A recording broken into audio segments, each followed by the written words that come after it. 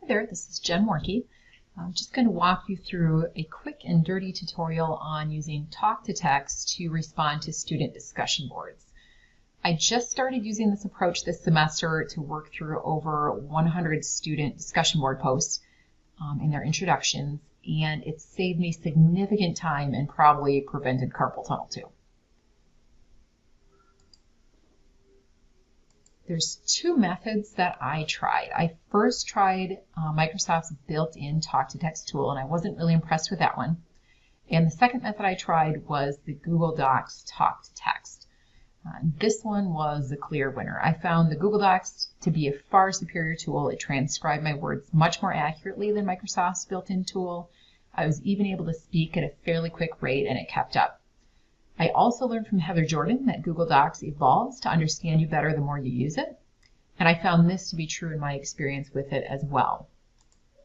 One important thing to note about the Google Docs talk-to-text tool is that it works in the Chrome browser only. So right here I have open two windows, a Canvas window and then the Google Docs window. And to open up that talk-to-text tool in Google Docs, I just go to Tools, and Google calls it voice typing. So I click on that, and this is pretty intuitive to use. I just click on the microphone, say what I want to say, and then copy and paste it over into Canvas. Hi, comma Joe, period, new line. Welcome to the class, exclamation point, new line. I love the story about your new dog, exclamation point, new line. And then I just keep talking and put in punctuation marks and line breaks where necessary, semicolon. This saves a lot of time, period, new line. When I'm done, I can go back in and edit any mistakes that it made, and then I'm all finished, period. So here you can see it actually kept up pretty well, and I don't see any errors, so there's really nothing I need to edit in this one.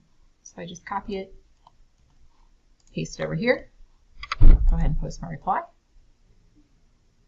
and I am all done. Like I said, this saved me a ton of time this semester as I was responding to those 100 introduction discussion board posts, and I will definitely continue to use this as I move forward. So hopefully this helps save you some time and frustration as well.